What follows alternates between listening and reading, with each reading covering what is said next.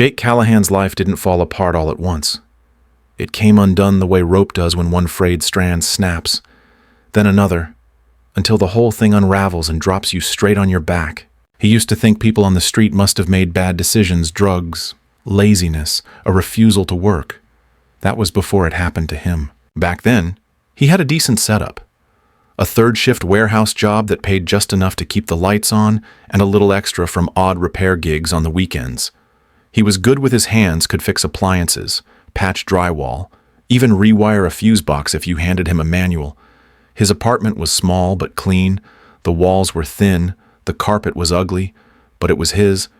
His fridge always had milk. His rent was never late. And most nights, he fell asleep listening to the soft hum of traffic on the freeway outside, never suspecting that comfort has a quiet expiration date. Then came the layoff. It wasn't personal. That's what his supervisor, Carl, had said. Just budget cuts. Man, nothing to do with you. Jake had nodded, clenched his jaw, and packed his lunch container back into his backpack. The worst part wasn't losing the job, it was the silence afterward. No phone calls, no emails, just space stretching out in front of him like a long, flat desert. He tried everything, called every contact, hit every job board, spent hours in a library filling out applications on ancient computers with sticky keys. But the bills didn't care. Neither did the landlord. Within 6 weeks, Jake was behind on rent. 2 weeks after that, his landlord taped a notice to his door. The words, "Notice to vacate," stared at him in bold red letters. He packed up what he could fit in the Honda Civic tools, clothes, a few dishes, his mother's old photo album, and drove off before sunrise, leaving the key in the mailbox. He told himself it was temporary, just a rough patch. Then came the phone call. His mother was sick. Stage 4, the doctor said. A surprise, they said. She hadn't told him sooner because she didn't want to worry him, which made him both furious and heartbroken. Jake drove straight to her. She was pale and small in her recliner, her skin papery, her voice thinner than he remembered. He stayed, took care of her, used what little savings he had left to buy her medication and groceries. When she died 3 months later, Jake didn't cry right away. He just stood there, holding her hand, numb. After the funeral, just him and the preacher, he didn't know where to go. His car had been towed 2 days before. He had no apartment, no family left, and no plan. So, he walked, slept in doorways, behind grocery stores, in emergency shelters when there was room. He kept a notebook in his backpack with job leads and phone numbers. Most of the numbers led nowhere, or someone else got the job first. He still showed up for day labor gigs when he could, construction cleanup, hauling. But his clothes started to fray. His boots wore through. People stopped looking him in the eye. Pride was the first thing to go, then trust. By the time winter crept in, Jake had learned the patterns: what stores would let you use the bathroom, which library stayed open the longest, which corners drew cops and which ones didn't. He learned to sleep light, to eat slow so the hunger didn't come roaring back too soon, to keep his head down and his mouth shut. And then came the dog. She limped out from behind a dumpster behind a closed-down gas station, thin, muddy, one leg dragging. She didn't bark, just stared at him, waiting. Jake squatted, holding out a crust from a sandwich someone had tossed him earlier. She took it gently. "All right," he muttered. "Guess we're a team now." He called her lucky. Not because she was, but because maybe saying it would make it true. He found a blanket in a donation bin and wrapped her in it at night. She slept curled against him, small and warm and trusting in a way that wrecked him more than he expected. He gave her most of what he could scavenge or earn. He didn't talk to many people anymore, but he talked to her, told her stories, old jokes, promised things he couldn't deliver. One morning, he woke to find a deep gash on her paw. Must have stepped on glass. She didn't whine, but she limped worse than before. He tried to clean it with bottled water and wrapped it with the cleanest rag he had. That day, he had $5 left. He walked 3 miles to a corner store, debated for 20 minutes. In the end, he bought a can of dog food and a bottle of peroxide. That night, He fed her under a bench at the edge of the park and cleaned her wound by the flickering glow of a street lamp. And that's when the man in the coat appeared. "Excuse me," the voice said. Jake looked up. The man stood with a briefcase, expensive shoes, and eyes that didn't match the usual expressions Jake had learned to avoid: disgust, pity, indifference. This one looked curious. Jake tensed. "Yeah, I saw what you did for the dog," the man said. "She's not a dog," Jake replied. "She's Lucky." The man nodded slowly. "I'm Ethan," he said. "Ethan Grant. I'm a lawyer." Jake blinked.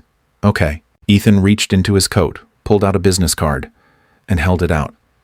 "Come by my office tomorrow. Bring her." Jake stared at the card. The name was embossed in gold. "What for?" he asked, eyes narrowing. "To change your luck," Ethan said. Then he walked away. Jake sat there, card in hand, heart pounding, wondering if he'd just imagined the whole thing. Tomorrow, noon. That's what the card said. He looked at Lucky. She wagged her tail. Jake laughed, soft, sharp, sudden. "Guess we'll find out." Jake didn't sleep much that night. He lay under the overpass, curled around Lucky. The card pressed flat between his fingers like it might vanish if he let go. Wind pushed through the concrete like a breath that never warmed. His jacket wasn't built for January nights, and his boots had cracked at the soles, letting in every ounce of cold the city had to offer. But it wasn't the weather that kept him awake. It was the question, why him? People passed him every day. Most didn't look. Some muttered things he pretended not to hear. A lawyer didn't just offer a meeting downtown, no less to someone with a stray dog and $5 to his name. Unless he wanted something. Jake turned the card over again and again. Clean. Heavy stock. The name Ethan Grant stared back at him in black serif type. There was an address in the financial district. Floor 18. Suite 1832. It felt like a trick or a test. At sunrise, Jake walked. Not because he believed in miracles, but because Lucky was limping again and he had nothing else left to lose. He arrived 2 hours early. The building was glass and steel, the kind of place with chrome handles and revolving doors. Jake hovered outside, head down, pretending to check a map on his cracked phone. He could feel them people in suits glancing sideways as they walked past. Security guards by the entrance watching him, subtle but alert. Jake backed away. He found a bench down the street, tried to comb his hair with his fingers, wiped Lucky's face with a bandana, and picked gravel from his jeans. At 11:59 he stood. At 12:01 he walked through the front doors. The lobby smelled like money-fresh polish, lavender disinfectant, old leather. Jake stepped carefully, every instinct screaming that he didn't belong here. He caught his reflection in the elevator doors, beard too long, jacket torn at the elbow, dirt at the collar. Lucky's tail thumped against his leg. He looked down. She stared up at him like he was someone worth trusting. He pressed the button. Ethan's office didn't look like he expected. It wasn't all glass and pretentious furniture. There were law books. Yes. Floor to ceiling on one wall, but also a big pot of coffee, 2 dog bowls in the corner, and a photograph of Ethan with a border collie and a hiking harness. Jake stood in the doorway, unsure. Ethan looked up from his desk, smiled. "You came." Jake nodded, still holding Lucky's leash like a lifeline. "Have a seat," Ethan said, gesturing to a soft chair by the window. "Both of you." Lucky jumped up like she'd been there before. Jake stayed standing. "What is this?" he asked. Ethan didn't flinch. "A conversation, that's all." Jake's arms stayed crossed. People don't just hand out business cards to homeless guys feeding dogs.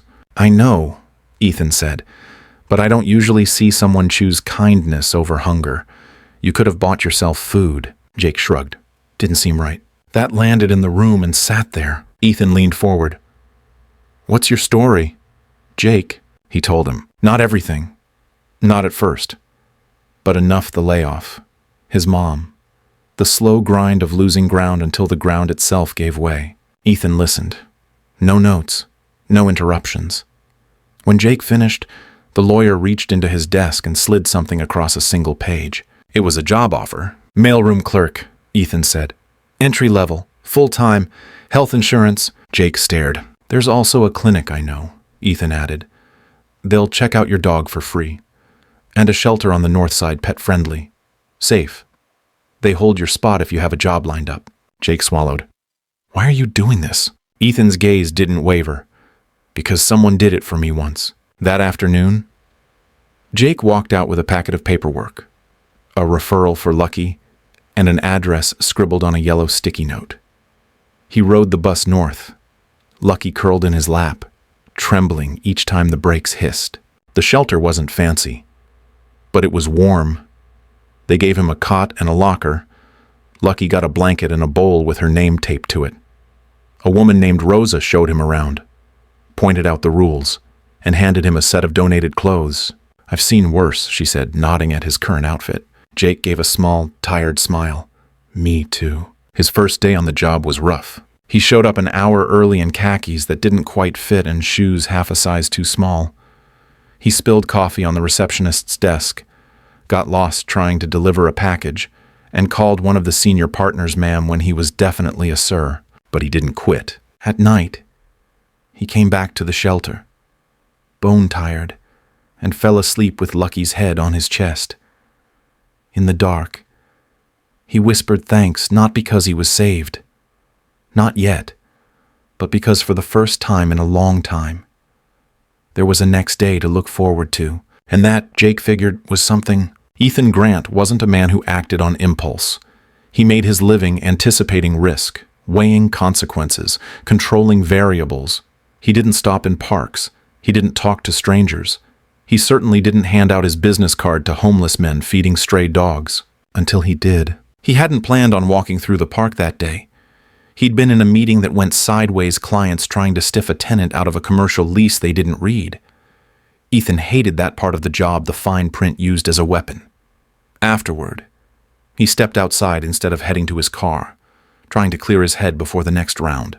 That's when he saw them, Jake, crouched on the cold pavement, cracking open a can of dog food while the dog crept toward him, ribs sharp beneath her fur. Ethan stopped, watched. He didn't know what made him walk over. Maybe it was the way Jake moved, tired but gentle. Like this moment mattered more than whatever came after. Maybe it was the dog, hungry and hurt but still trusting.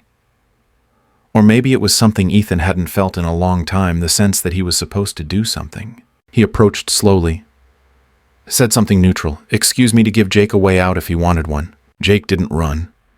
He looked up, wary, like he'd already decided Ethan was a problem he couldn't afford to solve. Ethan saw the truth instantly. The frayed edges. The bruises that weren't on skin but in posture. In the way a man carried himself when the world had stopped calling him by his name. But he also saw what most people would miss. Jake hadn't fed himself. He'd fed the dog. That meant something. Ethan returned to his office thinking it was a moment. A good deed. Maybe. But the image of Jake and the dog stayed with him through the afternoon. He Googled shelters, called the clinic where he took his own dog, made a few inquiries about open positions in his building. Then he left the card at reception with strict instructions. If he shows up, send him straight up. No waiting. Jake did show up. When the elevator opened and Jake stepped out with Lucky trotting beside him, Ethan stood, not because of formality, but because this mattered. This wasn't a case. This was a person. He offered a seat. Jake stayed standing, skeptical, jaw tight. The dog jumped into the chair like she belonged there. They talked, not like client and lawyer, more like two men trying to understand each other across a divide neither had chosen. Ethan learned enough to fill in the rest. The loss, the drift, the dog. Jake didn't ask for anything. He didn't even thank him when offered the job. He just said, "What's the catch?" That's when Ethan told him the truth. I was 14 when my dad went to prison. Ethan said, we lost everything. My mom worked nights. I sold candy in the school parking lot. Slept in the back of my uncle's van for a year. Jake blinked, clearly surprised. Ethan smiled faintly. Yeah, I know the look. What changed, Jake asked. A public defender, Ethan said. Young guy. Didn't owe me a thing. But he gave me books, taught me how to write a proper sentence, how to argue without yelling. Said I had a lawyer's brain. If I stopped wasting it. Jake was quiet for a long moment. So now you're doing the same. Trying, Ethan said, some debts you don't repay with money. He didn't expect Jake to become anyone else overnight. In fact, he didn't expect much at all. But Jake showed up the next day, then the next. No complaints, no excuses. When he didn't know something, he asked. When he screwed up, and he did, he owned it. Ethan watched, not because he was looking for success, but because he was looking for intent. Jake had it. He started showing up early, volunteered to stay late, took notes, asked about policy language, deadlines, court schedules. The other staff noticed. They started helping, quietly, without fuss. Within a month, Jake was no longer the mailroom guy. He was Jake. People said hello, remembered his coffee order, trusted him with real tasks. Ethan never gave him special treatment, but he made space, because sometimes space is all someone needs. One afternoon, Ethan passed by the break room and saw Jake sitting with a file, scribbling notes, a dense commercial lease, 30 pages long. Studying for something, Ethan asked. Jake looked up, just curious. Ethan stepped in. You're seeing patterns now, aren't you? Jake nodded slowly. Some of it makes sense, like a system that's broken on purpose. Ethan grinned. That's law, Jake. And if you can understand it, you can use it. He left a course catalog on Jake's desk the next morning. Community college, paralegal certification, just a yellow sticky note on top if you want to keep going. Jake didn't say anything for days. Then, one night, Ethan got an email I enrolled. Classes start next month. No signature, just that. It was enough. The next time Ethan walked through the park, the bench was empty. No man, no dog. Just a memory and a line in his head he kept turning over. He fed the dog instead of himself. Sometimes that's all it takes to change everything. Jake learned fast that second chances didn't come with instructions. The job in the mailroom was simple: deliver files, sort packages, make sure nobody's coffee order spilled in the elevator. But the pressure of being seen again, of being expected to show up and not screw it all up, that was heavier than any delivery cart. The first week, he messed up constantly. He brought a file to the wrong floor, called a senior associate miss when her nameplate said doctor, got chewed out for taping a courier label over a barcode. He apologized, no excuses, just fixed it and kept going. Every time he thought about quitting, especially that Wednesday when his new shoes blistered both heels and the copy machine jammed so bad he nearly cried, he remembered Lucky, curled up at the shelter, waiting. That was the deal. That was the terms. He'd show up, stay clean, work hard. In exchange, he got a roof, a real paycheck, and the right to walk back each night to the one soul in the world who thought he hung the moon. The shelter wasn't bad. It was a converted church, hard tile floors, humming fluorescent lights, but warm. The staff knew him by name after the first week. Rosa, the night supervisor, even set aside extra food for Lucky. She's got those eyes, she said, slipping Jake a Ziploc of leftover rotisserie chicken, like she's seen things. Jake nodded. She has. They bunked in a small shared room with 3 other men. One snored, one talked in his sleep. One kept a bag of Fritos hidden in his pillowcase. Jake didn't complain. He folded his clothes each morning, made his cot tight, and walked out clean and shaved like a man on his way back into the world. Still, he kept expecting it to end, to wake up and find the job was gone, the shelter full, the city done with him. Then came the day he forgot to sign a delivery log. It was a small thing, a formality, but when the paralegal didn't get her couriered contract by deadline, the mistake spiraled fast. She found Jake in the mailroom. This file cost us a negotiation window, she snapped. Do you even know what we do here? Jake started to explain, but she cut him off. This isn't charity. You can't just coast because Ethan likes a good redemption story. The words stung. He nodded. It won't happen again. And it didn't. That night, he almost didn't go to class. He sat on the bunk, staring at his textbooks, civil procedure, property law, contract drafting. Words blurred together. Lucky nudged his hand. He sighed. You think I'm fooling myself? She yawned. He went. The community college was 3 stops on the Green Line. His class met twice a week in a windowless room that smelled like whiteboard markers and instant coffee. Most of the students were younger. Some were single moms. One guy had a neck tattoo of a gavel. Jake kept his head down and listened. The instructor, Ms. Romero, had worked 20 years in court administration. She called Jake Mr. Callahan from the start. She didn't know where he came from. Didn't need to. She saw the way he leaned forward when she talked. The way he filled the margins of his notebook with notes and underlines and quiet questions. "You're good at this," she said one night after class. "You ever think about law school?" Jake laughed. "Lady, I'm trying to pass paralegal." She shrugged. "All I'm saying is don't box yourself in." He thought about that on the ride home. A month into the job, Ethan called him into his office. Jake walked in, nervous. Lucky was at the vet that day for a follow-up, so his hands felt oddly empty. Ethan looked up from his laptop. "Relax," he said. "You're not in trouble." Jake didn't sit until asked. Ethan tapped a file. "This is a lease dispute. Small case. Low risk. I want you to shadow Karen while she works it." Jake blinked. "You want me on a case? You've been reading contracts in your off time. Karen says you flagged a termination clause she missed." Jake shifted. I wasn't trying to step on her." Ethan raised a hand. "You didn't." She's impressed. "So am I." Jake looked down at his hands.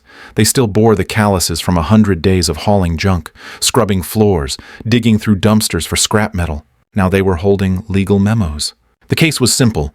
An elderly tenant fighting eviction after a condo's new management company raised her rent by 80%. Karen led. Jake observed. He read filings, took notes, helped organize documents. When he quietly suggested a statute that protected seniors from predatory increases, Karen paused. "You sure about that?" Jake showed her the section in the municipal code. She smiled. "Not bad, rookie." That weekend, Jake bought a used suit from a thrift store. It didn't fit perfectly, but it didn't matter. He walked to the mirror and stared. The man looking back at him wasn't back. Not yet, but he was on his way. And that was the deal, the unspoken contract. Ethan offered opportunity, not pity. Jake gave work, not excuses. They both held up their end, and slowly, piece by piece, the terms of Jake Callahan's life started to change. By his third month on the job, Jake could predict the mailroom's rhythm down to the minute. The FedEx drop hit just after 9. Inter-office envelopes were logged by 10. Court runs happened before lunch. Anything after 3 p.m. was chaos wrapped in a manila folder, usually marked urgent by someone who had forgotten about it until the last possible second. Jake didn't mind. He liked the repetition. The structure. The way things made sense if you followed the rules. After a year of living hour to hour, of scrambling to survive, the predictability of paper cuts and label rolls felt almost luxurious. But Jake didn't just want stability. He wanted movement, momentum, a way forward. At night, he buried himself in coursework. His textbooks were secondhand, and the pages smelled like mildew. But Jake treated them like sacred texts. Civil litigation, ethics, legal writing. He took notes until his pen ran dry. Highlighted so obsessively he had to buy new markers by the dozen. Lucky would rest her head on his knee as he studied, tail thumping when he mumbled case law aloud. He wasn't the fastest in class, not by a long shot, but he asked the right questions. Ms. Romero, his instructor, noticed. She started giving him extra readings, sample briefs, rubrics from real certification exams. "You're absorbing this like someone who's seen it in the wild," she told him one night after class. Jake smiled faintly. Sometimes the wild is where you learn quickest. One Tuesday afternoon, Karen, the paralegal who had once chewed him out over a misfiled delivery, peeked her head into the mailroom. "You busy?" Jake looked up, mid-staple. "Kind of. But what's up?" She held up a thick lease packet. Got a second pair of eyes. Jake wiped his hands on his jeans. "Sure." They sat down in the break room with 2 coffees, 1 stack of documents, and a lot of silence. The lease was ugly dense and full of buried clauses. Jake skimmed, flipped, frowned, flipped back. Page 18 stopped him cold. "Here," he said, tapping the section. "This says the tenant's responsible for repairs inside the unit. But the next page says the landlord can authorize third-party repairs and bill the tenant without notice." Karen raised an eyebrow. "Catch that yourself." "Yeah, it contradicts itself." She whistled. "Good eye." Jake shrugged. "I've read a lot of bad leases." She laughed. "You ever think about being a lawyer?" Jake looked at his hands. No. But that night, he thought about it. The next morning, he found a small white envelope in his locker. Inside was a note on firm letterhead. "You've got potential. Keep pushing. E.g." Underneath it, a folded brochure for a scholarship program through the local legal aid foundation. Jake stared at it for a long time. That night, he filled out the application. No lies, no embellishments, just the truth, sentence by sentence. A few days later, Ethan stopped by the mailroom as Jake was loading boxes onto a dolly. "You got a minute?" "Sure," Jake said, brushing his hands off. They stepped into the hallway. "I'm putting together a team for a pro bono housing dispute," Ethan said. "You've been through this kind of fight. I want your input." Jake blinked. "You want me to help on a case?" Ethan nodded. "As a trainee, you'll observe, prep documents, help with research." Jake hesitated. "Why me?" "Because you understand the stakes better than most attorneys I know." The case was brutal. A woman with 2 kids was being evicted under a loophole that let the landlord redefine her apartment as a short-term rental unit. Jake read the filings and burned. It was legal. It was also disgusting. He sat in strategy meetings, learned how the law bent, where it broke. He watched Ethan in court, precise, calm, unshakable. During breaks, he'd run and get coffee. Ethan always said, 2 sugars, no cream, without looking up. Jake started bringing it without being asked. One night, while reviewing the property history online, Jake found a change in ownership that had been registered after the notice was sent. He brought it to Karen. "Isn't this a timing issue?" Karen's eyes widened. This could push the eviction notice into non-compliance. It did. The judge dismissed the eviction. The woman cried in the hallway. Jake didn't know what to say, so he nodded and whispered, "You're good now." Ethan clapped him on the shoulder. "That was your find." Jake shook his head. "It was a team thing." "No," Ethan said. "It was you seeing what others missed."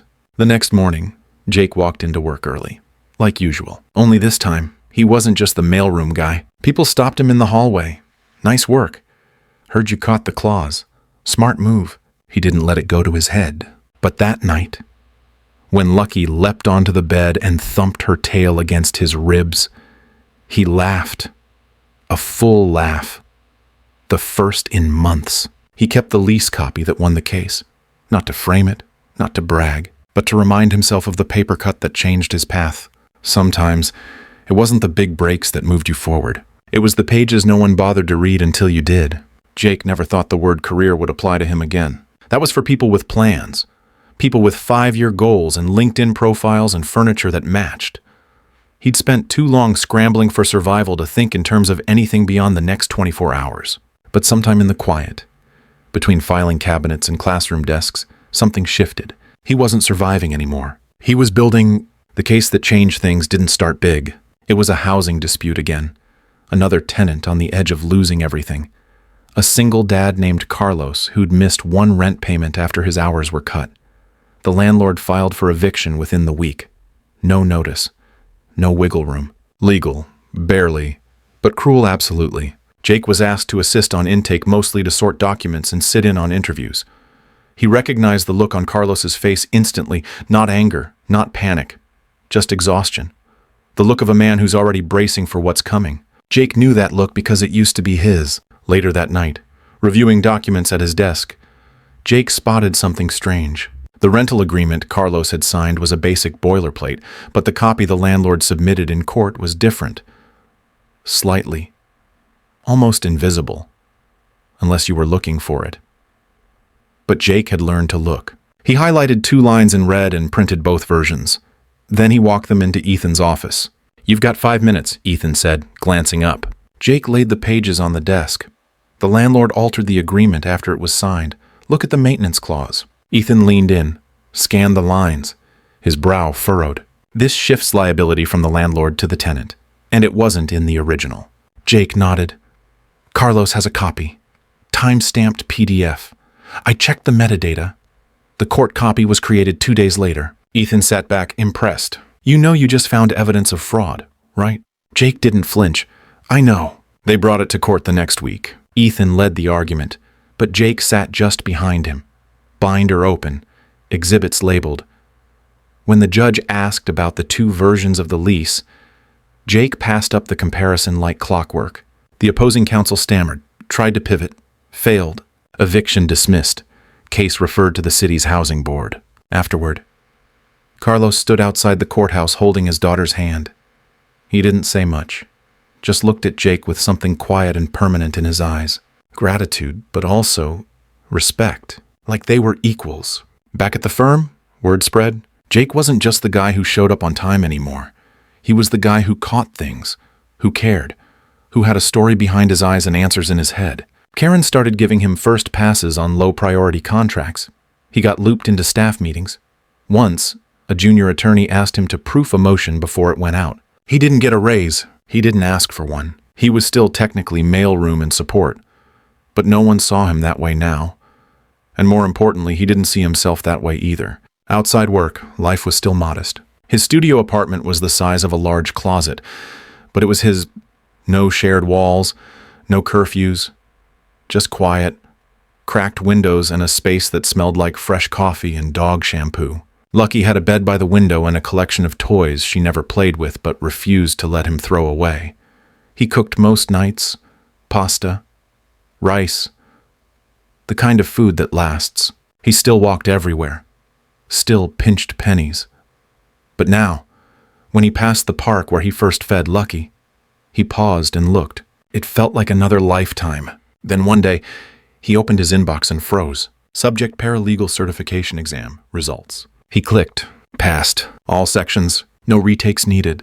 He let out a sound half laugh, half breathless disbelief. Lucky jumped off the couch and barked. He read it again, just to be sure. Passed. Not survived. Not got by. Passed. He told Ethan last. Not because he didn't want to share it, but because it felt too personal, like handing someone your heart still warm from the fight. But when he finally walked into Ethan's office and said, "Got the results," Ethan stood. No words, just a hand extended and a rare smile. "Well earned," he said. Jake nodded.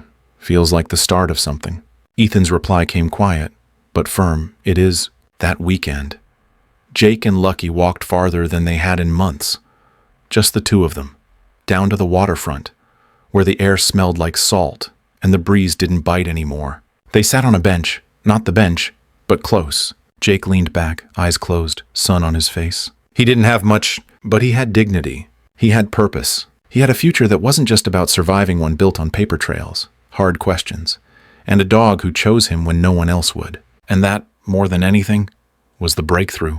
He wasn't broken anymore. He was rebuilding. One case, one class, one second chance at a time. A year had passed, almost to the day. Jake marked the time not with calendars or clocks, but by how Lucky moved, how her limp had faded, how her coat had grown thick again, how her bark had returned, the way she now greeted strangers with curiosity instead of fear. They had both healed in small, stubborn increments. Jake no longer worked in the mailroom. After passing his paralegal certification, he was officially part of the legal team. Not front and center, not the guy arguing in court, but the one behind the scenes making sure everything clicked. Case prep, discovery, research, deadlines, organization. He'd carved out a space, a place, and more than that, he'd earned respect. On a cold spring morning, Jake stood outside the firm's glass doors, coffee in hand, watching the city wake up. He wore a jacket that fit, shoes without holes, a badge clipped to his belt. He saw a man across the street, hood up, shoulders hunched, a mutt trailing behind him on a frayed rope. They looked tired, raw, familiar. Jake crossed without thinking. "Hey," he said gently. The man flinched, looked up. "I'm not a cop," Jake said quickly. "I just saw your dog." The man tightened the rope leash, eyes darting. "We're not bothering anyone." Jake nodded. "I know. What's her name?" Beans?" the man said, hesitating. Jake smiled. "Good name." They stood in silence a beat too long. Then Jake reached into his coat and pulled out a card.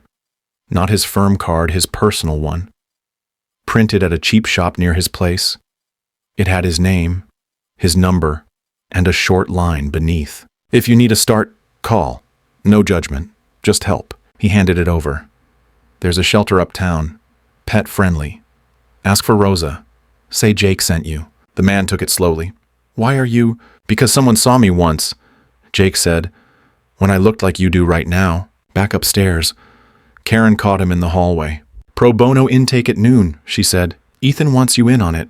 Jake nodded. "I'll be there." His desk was cleaner than it used to be. There was a framed photo of Lucky with a bandana and sunglasses. A mug that said clause in effect. A stack of neatly labeled folders, tenants, wages, immigration status, lives, in legal shorthand. Jake sat down and opened the top file. Another name. Another chance to make the system work for someone the system forgot. Later that afternoon, he knocked on Ethan's office door. "Got a minute?" Jake asked. Ethan looked up. Always. Jake stepped inside. "I've been thinking about law school." Ethan didn't blink. "Good." Jake blinked. "You don't think I'm too old?" Old Ethan laughed. "You're 32. Jake? I know retirees who started later." Jake leaned on the desk. "It just feels big." Ethan nodded. "It is, but it's not bigger than what you've already done." He reached into a drawer, pulled out a familiar brochure, worn, edges curled. "Still have it?" Jake asked. "Kept it around in case you forgot what you're capable of." Jake smiled. "Then maybe it's time." Ethan extended a hand. "When you're ready, I'll write the first recommendation." That night, Jake took Lucky for a walk. They didn't have a destination, just the sidewalk under their feet, the cool air in their lungs, the world moving forward around them. He thought about the park bench, the cold, the can of dog food, the man with the coat and the card. He thought about how thin the line was between falling and rising. One choice, one moment, one act of compassion. Outside the firm, the lights were still on. Jake looked up at the building glass reflecting the stars, the sky, and the street.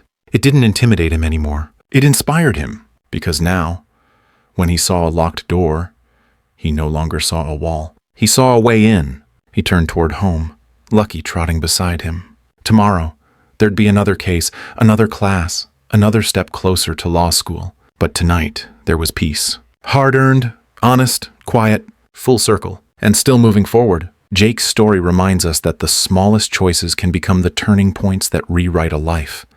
Spending his last $5 on a dog instead of himself wasn't weakness, it was strength. A quiet act of integrity that signaled who he really was. It teaches us that compassion isn't just kindness, it's character. And when someone sees that character and invests in it, even with a simple gesture like a business card, it can spark transformation. The lesson is clear: dignity can survive even the hardest falls. And when empathy meets opportunity, recovery becomes not only possible but powerful. Thank you for watching and being part of this journey. Your time and attention mean everything. If this story moved you or gave you something to think about, make sure to hit that subscribe button so you don't miss the next one. We've got more real stories, powerful moments, and meaningful lessons coming your way. And we want to hear from you. Drop a comment below with your thoughts, your takeaways, or even your own story. Your feedback helps shape this channel into something real, something that matters. Let's keep the conversation going.